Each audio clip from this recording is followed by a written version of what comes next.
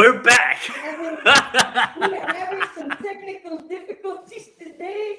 You saw that. How you doing, Kenneth? And Technical difficulties. That 30-second intro was not supposed to be there. But as you can see, technical difficulties happen all the time. Welcome back tonight to the Kenneth Show with the side of whiskey, but no whiskey today. I got water today. I got water. Yeah, Dr. Romero will talk about it a little bit later on. I didn't bring my cup of whiskey, but I was going to drink some, just a glass of Black Jack, Black Label. But I'm going to save it for next weekend or next week for Thursday. And today we have a special guest. We have Dr. Wells, UCLA professor, BA, psychiatrist, and many more accolades that he has that he definitely will talk about. But one of the biggest ones is you actually created an opera, a veteran opera that for me it's phenomenal. I was actually part of some of the creation with the launch of the veteran opera, which we'll talk about in a little bit. But give us a little bit of your background, Dr. Wells. Oh, thank you. And first, I want to really thank the veterans and for their service and their family members for their support. And very proud to be, one of my jobs is working in homeless clinic at the Greater Los Angeles VA. And so thank you so much. I'm a psychiatrist, and I also am a researcher on how to improve services, especially for vulnerable populations, those at risk. And then you might say on the side, I'm also a choral director and composer. And that came out of my family's history. My grandfather, for example, was an engineer and a choral director. So it's like everyone in my family grew up thinking, art and science go together. So that has been part of my life. Now, was that a stem from one of the research, like the veteran opera and what you just mentioned, science and art? Was that one of the stems that you integrated within the research, knowing that art can be used as one of the modalities for engagement? Yes, absolutely. And what happened when I, so when I was growing up, and I had a good friend who helped introduce me to opera, and then he got sick, and when I was a doctor, I helped him get care. And then we decided, let's distract ourselves and write an opera together. So that was the beginning of a long journey to write operas on mental health themes, and really, to help overcome the stigma that's associated with mental health and getting services. So my first opera was about complicated grief and was based on Eleanor Roosevelt after Franklin Roosevelt died. And my second opera was about Ellen Sachs, the USC law professor who has schizophrenia and has written a marvelous memoir called The Center Cannot Hold. And that opera is called The Center Cannot Hold.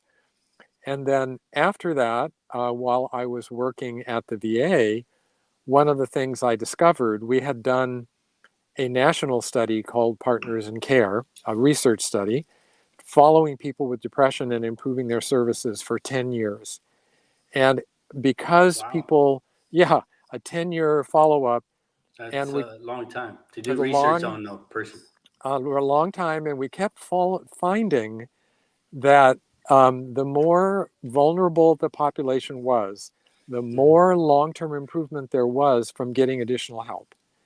Now, can you, just real quick for our viewers that are not very familiar with this stuff, vulnerable population, what do you mean by that? Specifically when we're talking about veterans, let's separate the two for today, but just vulnerable populations within veterans. What are we talking about? Well, so that is what came up in our interview. I was just going to say, at the end of 10 years, we did almost 300 interviews, and a number of them were from veterans and family members. And they talked about their experiences with post-traumatic stress disorder, their experiences with being accepted, coming back, especially after Vietnam. And there were a number who talked about homelessness and struggling with housing security. So really, a combination of dealing with stress, and people talked about their family difficulties as a result of their tempers and things like that. And yet at the same time, how they loved their families and wanted to keep things together, right? Yeah. And some of the veterans talked about how they finally got help at the Yeah. VA after, losing a marriage or something, and they saved their second marriage.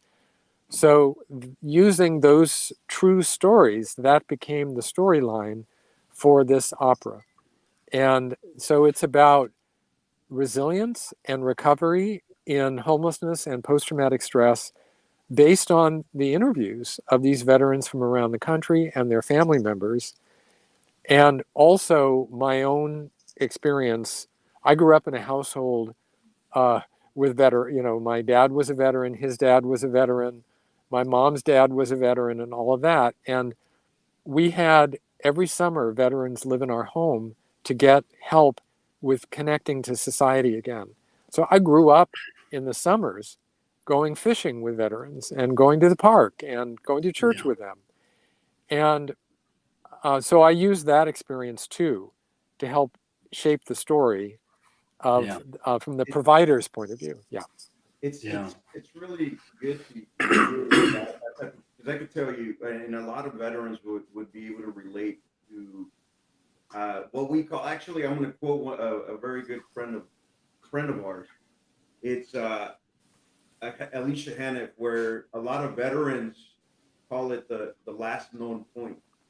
Whenever we separate from the military, we, at least for a lot of vets that for personal experience and from veterans of mine and friends, we get out of the military and think that we are going to integrate back to our families or friends or society, back to where we had joined the military. So say you serve 3 years, 4 years, 8 years, whatever amount you believe when you get out, you reintegrate into your circles, family, friends, and society, that you're going to start back up where you left off.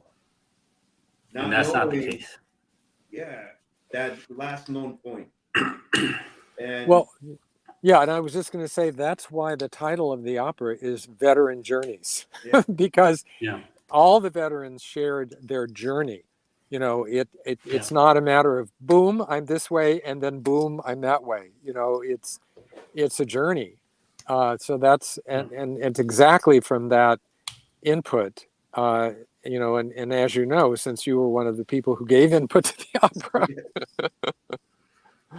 It's and actually I don't without giving too much of the opera away, because we want the audience to see it. Like in the first act, within the first act, you have a veteran going into that struggle of finding a therapist and seeking that help. That first act is very telling of the struggle that the veteran goes through within the first couple of years of trying to realize that help is needed.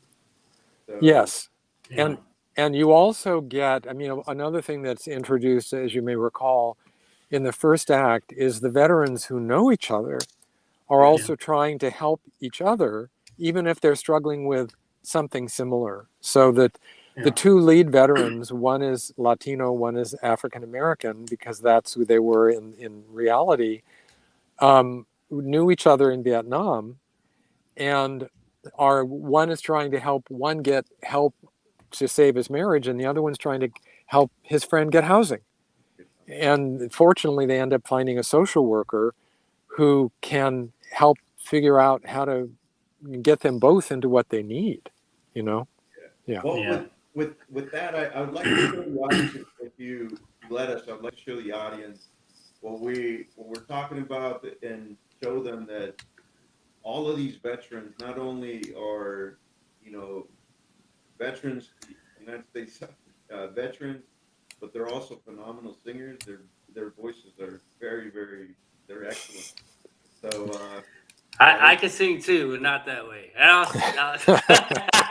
actually, before the podcast started, we were talking about our singing capabilities, and mine is non-existent. Yeah. Jose, can you turn up your volume a little bit? Because we're gonna be listening to you. You're a little faint. Oh, can you hear me now? Yeah. A little better? Is that better for you, Dr. Wells? Yeah. Yeah. All right. Okay. So I'm actually going to play your intro to the opera and share it with the audience so that they can see and hear what we're talking about.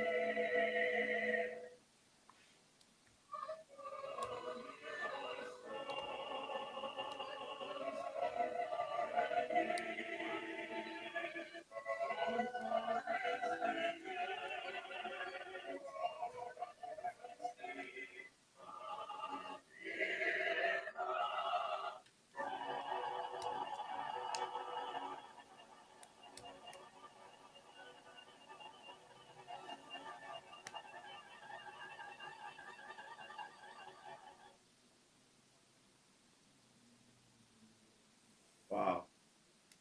So that's the info and the intro. I'm looking forward to it. I've read the first and second act, and like I mentioned earlier, I was part of some of the development of this opera, and I got to experience it. But I'm looking forward to seeing it again. And Yeah. 10 Hut's going to, for our viewers, a couple of, or actually one viewer that wants to take their significant other or friend, 10 Hut's going to be giving away a pair of tickets to the opera that's going on next Saturday. Yeah. From So 3 to 5. Yeah. The opera is on in LA, by the way, for our viewers that are outside the state or outside of LA County. So it is October 30th from 3 to 5 p.m. This is Eagle at Cinema LA Live. Yeah. So just make sure that if you do want these tickets, that you do meet the requirements for LA, and visit the website to make sure, with all the COVID restrictions that may be applying to that location. But if you want me to comment, so they do require people to be either vaccinated or show negative test results, and to wear a mask. They are requiring that, and you can also get a ticket to see it remotely at the same time that day, or get a ticket to see it remotely the next day on Halloween. Happy Halloween, right? Yeah. So there are 3 different ways of seeing it. But LA Live is this, great theater downtown on Olympic near Figueroa. Yeah. Yeah. And now, I just wanted to mention the cast that you have on there, the singers, they're all of them are veterans? No, they're not all veterans. They're most of them are members of the LA Opera Chorus or the LA Master Chorale. Most of them are family members of veterans. Okay. And then in the chorus, when you see that, all of the other people in the boxes, some of them are veterans. So, but they're not all veterans. But what we did is we have them coached by veterans. So when they had rehearsals, they had veterans and veteran providers coaching them on their experience, which they really, really appreciated. But most of them, like me, are family members of veterans. Gotcha. Well, we definitely appreciate what you're doing for the veterans out there. This is a great program. I'm reading a little bit about your bio, and all the things you've done. At 74, right? 74 was when you first started. Am I reading that wrong or? That's when I left medical school, right? Yeah. And went into psychiatry training. Yeah. Wow. Yeah. So you've been doing this stuff for veterans, and the fact that you're bringing up, Vietnam era veterans, which are sometimes forgotten a lot. That's super important. A lot of my research was with Vietnam era veterans and how it applies into the current state with OIF, OEF veterans right now, and the current wars that have surpassed in the past 20 years.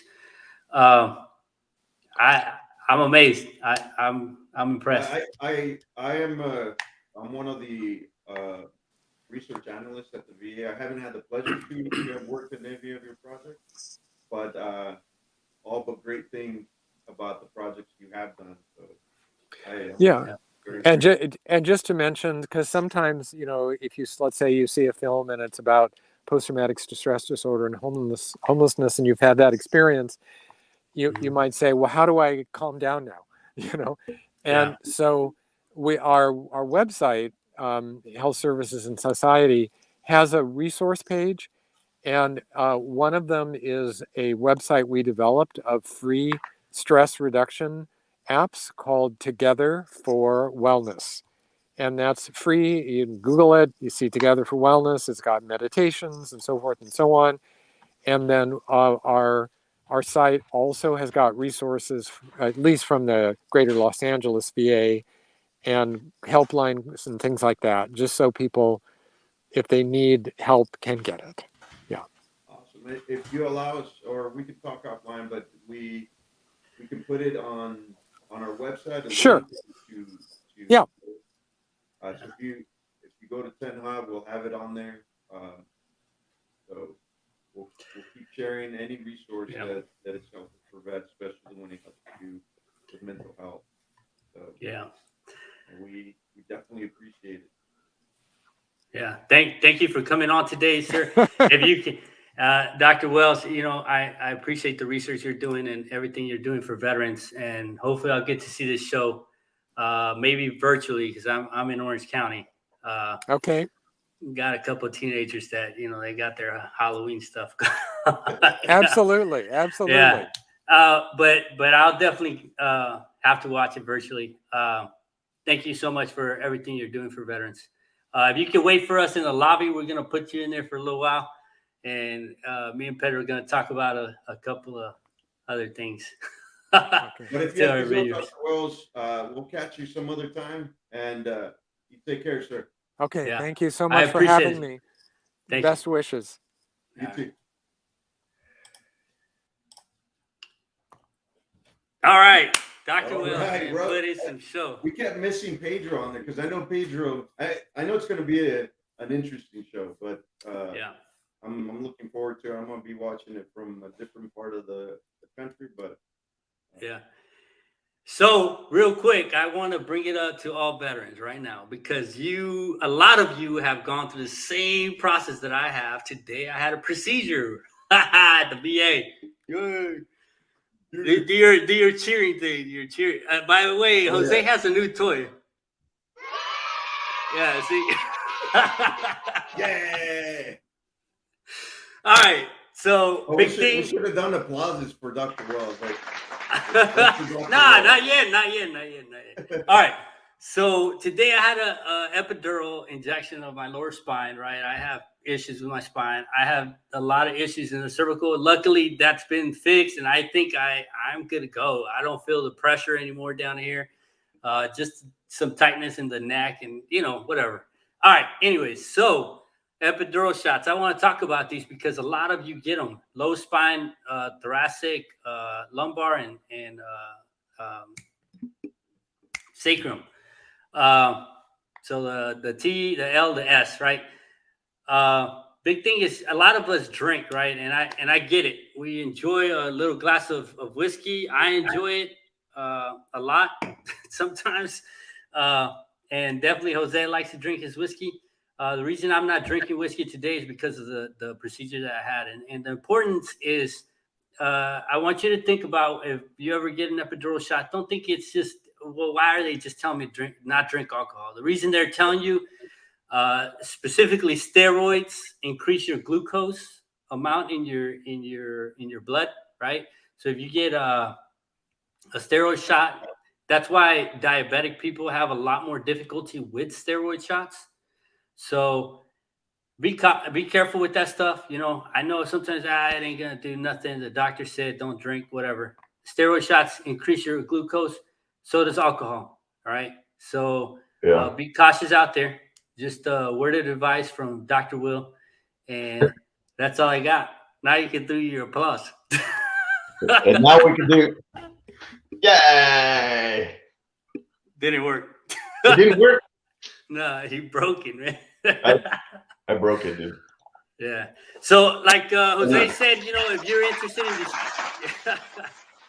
if you're interested in those tickets, reach out to info@tenthut.org.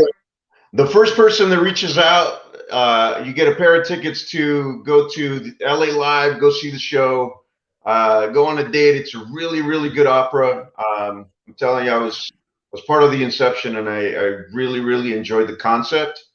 And like we mentioned a little bit about the first act, it's really relatable if you had some struggles with finding your path after the military. I definitely recommend it.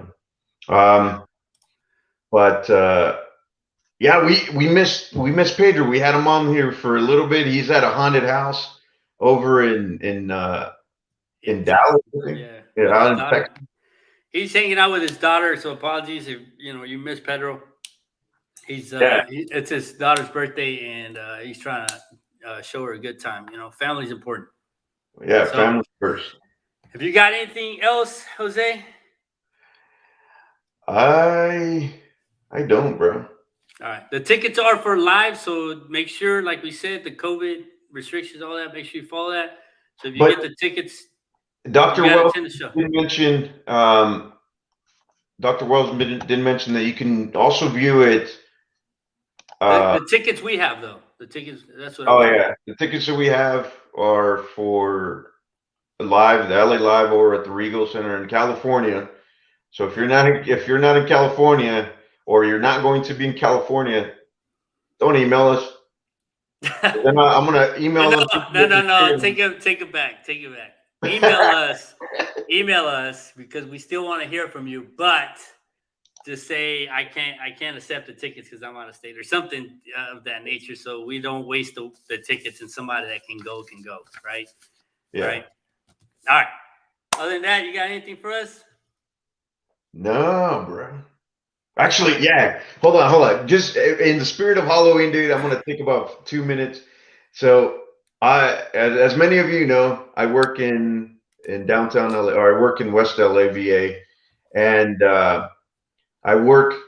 If you're not familiar with the West LA VA campus, it's a huge 60+ acre campus. Some of it is occupied by UCLA. Some of it is occupied by Brentwood High School. A lot of it is being rented out to other organizations. Anyways, but there's still very old buildings at West LA. Some very old buildings. 50s. Yeah. 40s. Some before 40s. Yeah. So I didn't know this. I found this out a couple months ago, that the smaller the number of the building, the older the building is. So building 500 is probably one of the newer ones. Yeah. The main building, which is the main hospital, is probably one of the newer buildings. So I work in a lower number building, and I'm not going to say it because then you're going to go look for me, and it's just going to be a big shit show. But I work in a lower number building, and I get to work relatively early, and I leave work. Well, on this particular day, I left work late. I think it was around 7 p.m. Because I was doing something else. I was meeting my wife in downtown LA. Anyways, I didn't know that everyone had left in the building, and I was the only one still working in the building. Anyways, I heard clear like footsteps outside of my door, and there's carpet, but it sounded like it was footsteps, you know, on concrete or whatever. So I open the door, and the alarm goes off because the motion sensor is like right by my door, and the alarm goes off. So everybody had left. They've had put on the alarm, and I'm like, what the? Anyways, it was creepy because nobody was there, and I clearly heard footsteps outside of my office at 7 p.m. ish, and then I grabbed my shit and I got out of there, man. I was like, because I clearly heard those footsteps, man. And then I opened the door, and there couldn't have been anybody there because the alarm was on. So that's my Halloween story for you. Yeah. West LA VA. Some of them buildings are 1888. Yeah, dude. Yeah, 1888. That's crazy. As a matter of fact, some of my research that I did, I used some periodic articles that in medical journals that had research that was done at West VA in the 60s. Oh shit. So that's how long they've been doing research. Just FYI. But, well, let me tell you a little bit about the building I work in. So I don't tell us, because then somebody's gonna find you. No.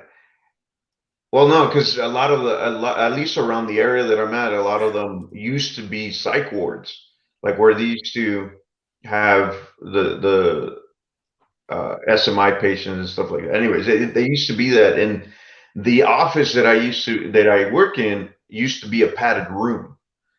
So yeah. Oh, I worked in a padded room at Long Beach, man. Really? They're no longer they're no longer useful, but you could tell because there's no windows. It's a there's small no box. windows. Yeah. There's a small box, and you sometimes can see pieces of the padding that was stuck to the wall. Like, Yeah. you know. Yeah. Well, everybody, thank you for joining us today. We got Dr. Wells still waiting for us in the lobby, but we'll be with you next week. We are trying to get a very special person on the show. Please join us live, and wait for the advertising. You're gonna enjoy the next guy that's gonna be on. All right. Yeah. Just as much. Just as much as the rest of them. Yeah. All right. All right, then, Hut. Till next week. Peace out with water.